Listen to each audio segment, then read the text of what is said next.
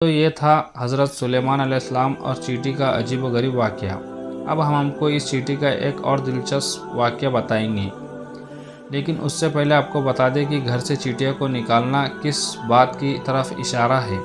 तो गौर से सुन लीजिए। दोस्तों, बुज़ुर्गों के मुताबिक जिस घर में चींटियाँ निकलना बंद ना हो तो ये इस बात की निशानी है कि उस घर में रिज़्क की बरकत है, यानी उस घर में बहुत रिस्क है। दोस्तों, आप खुद सोच लीजिए कि हमारे घर में मौजूद चींटियाँ हमें किस बारे में बताती है, लेकिन अफसोस कि हम इन्हें भगाने के चक्कर में होते हैं।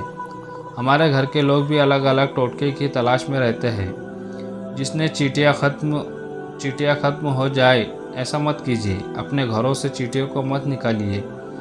ये आपके घर में रिस्क की बरकत की वजह से है और अपने हिस्से के रिस्क के लिए आपके घर पर मौजूद है। इसलिए चींटियों को मारा ना जाए, बल्कि ये तो आपके रिज़्क की बरकत की तरफ इशारा करती है। इनको देखकर इनसे दुश्मनी नहीं करनी चाहिए और इनको मारना भी नहीं चाहिए। दोस्तों, अपनी चींटियों के बारे में उनकी हकीकत तो जान ली। अब आपको हज़रत सुलेमान अलैहिस्सलाम के दौर का एक और चींटी का वाक़या बताते हैं, जिसका ज़िक्र अल्लाह ताला ने कुरान शरीफ में फरमाया है। रिवायतों में आता है कि हज़रत सुलेमान अलैहिस्सलाम जब अपने लश्कर को लेकर चले तो एक जंगल पर से उनका गुज़र हुआ। वहाँ पर चींटियों का एक लश्कर यानी झुंड था। चींटियों के लश्कर ने सुलेमान अलैहिस्सलाम को देखकर एक चींटी ने सभी चींटियों को कहा जाओ, अपने सुराखों में चली जाओ, कहीं ऐसा ना हो अपने लश्कर के साथ हमें कुचल डाले और उन्हें पता भी नहीं चलेगा। हज़रत हसन रज़ी अल्लाह ताला अन्हु फरमाते हैं कि उस चींटी का नाम हरमस था। ये बनबन के कबीले से थी और ये लंगड़ी थी।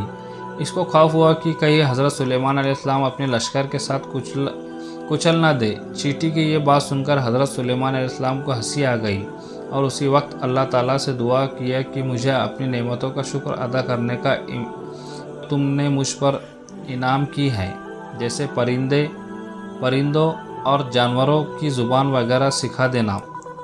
तूने ये जो नेमतें और वालिदैन पर की है, नेक अमल करने की तौफीक दी जिनसे तू खुश हो, और जब मैं इस दुनिया से जाऊँ तो मुझे अपने नेक बंदों का और बुलंद रफ़्क़ा में मिला दे जो तेरे दोस्त है। हज़रत सुलेमान अलैहिस्सलाम जानवरों की बोलियाँ समझते थे। उस चींटी की भी बात को समझ गए और उन्हें हंसी आ गई। दोस्तों, अल्लाह ताला ने इस चींटी की अदा बहुत पसंद आई और उस चींटी ने अपने कबीले के काफ़ी चींटियों की फ़िक्र की। इसलिए अल्लाह ताला ने उस चींटी का ज़िक्र अपने मुक़द्दस किताब कुरान शरीफ में किया है और उस चींटी का नाम की पूरी सूरत कुरान पाक में नाजिल फरमाई। दोस्तों, हज़रत सुलेमान अलैहिस्सलाम के दौर की एक और चींटी का ज़िक्र भी किताबों में मिलता है। इब्ने अबी हतीम में है कि एक मर्तबा हज़रत सुलेमान अलैहिस्सलाम बारिश न होने की वजह से नमाज़ पढ़ने के लिए बाहर निकले ताकि अल्लाह ताला बारिश कर दे। दोस्तों, ये एक नफिल नमाज है जो बारिश के लिए पढ़ी जाती है और उसके बाद अल्लाह पाक से दुआ की जाती है। तब हज़रत सुलेमान अलैहिस्सलाम ने देखा कि एक चींटी उल्टी लेटी हुई है और वह अपने पैर आसमान की तरफ उठाए हुए दुआ कर रही है। अल्लाह, हम भी तेरी मखलूक है, पानी बरसने के महताजी हमें भी है। अगर पानी न बरसा तो हम ख़त्म हो जाएंगी। उस चींटी की ये दुआ सुनकर सुलेमान अलैहिस्सलाम ने लोगों में ऐलान कर दिया, लोगों लौट चलो, किसी और की दुआ से हमारा काम हो जाएगा और अल्लाह ताला की रहमत से बारिश होगी। दोस्तों, इससे ये मालूम हुआ कि अल्लाह पाक की तस्बीह और ज़िक्र हर मखलूक करती है और अल्लाह ताला से दुआ भी मांगती है।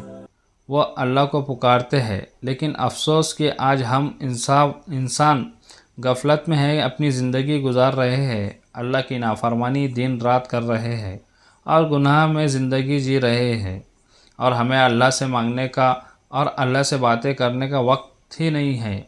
अल्लाह ताला से दुआ है कि अल्लाह ताला हमें अपनी मोहब्बत में ज़िंदगी गुजारने की तौफ़ीक अता फ़रमाए और हमें हर बुरे काम से बचाए, नेक काम करने की तौफ़ीक अता फ़रमाए।